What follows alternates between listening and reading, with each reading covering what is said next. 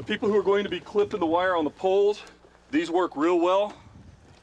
Anybody cutting the regular barbed wire, this is the answer.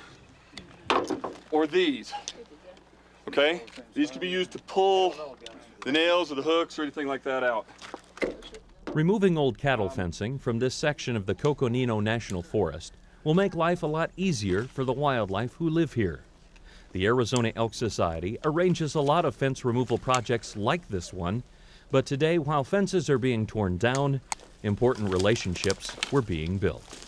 Basically, it started out as a work project for the Arizona Elk Society. This is an allotment that we purchased a permit on and retired to cattle grazing for the betterment of wildlife with all the threatened and endangered species, in addition to elk. The department thought that it would be a good tie-in for their conservation workshop to be part of a little fence project removal and then go in and do their conservation workshop, and so far it's been a great success. By the end of the weekend, this volunteer group will have removed about 5,000 pounds of wire and fence posts, clearing a 6-mile area of the dangerous barbed wire. I do it for the passion of betterment of wildlife habitat. You know, I like to see the elk, I like to see the animals.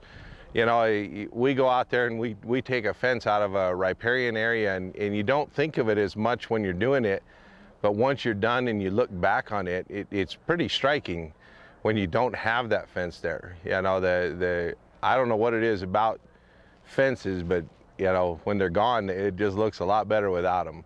You know, and then we know that we've done good for the animals as far as, you know, snagging on the strands. Most of the fence we've taken out today is down on the ground or twisted up pretty bad already, so it's a danger, it's a hindrance to wildlife movement.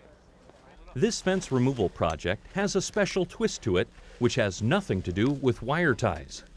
The project is working in conjunction with the Arizona Game and Fish Commission's Conservationist Committee. The committee was formed in 2008 and is chaired by Commissioner Jennifer Martin.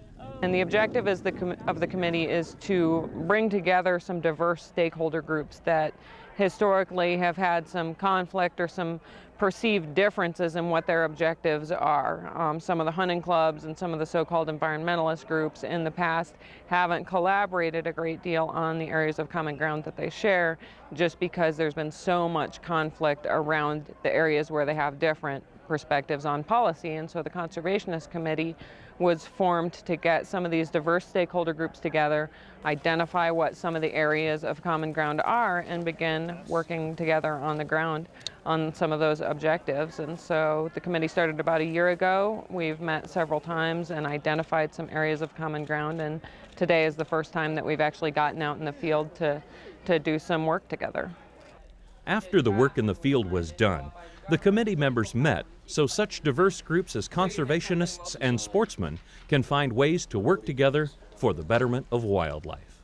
It has been fantastic so far. We have met 4 times to discuss legislative issues, working together to protect department budgets and things like that. And actually, just by word of mouth, I've heard that, for example, in southern Arizona, some of the sportsmen's groups have been working with Sky Island Alliance and some other groups down south on a shooting range because of course, shooting ranges you know, support hunting interests, but some of the other clubs are also interested in them to keep wildcat shooting down. And so there are some other areas that we didn't even cover in any of our meetings that the groups are seeing for themselves are areas of common ground just from the interactions that have happened at the meetings that we've had. So it has been very successful so far, and this is a great way to get out and socialize a little bit more, since we've always met, you know, around a table in the context of a meeting before.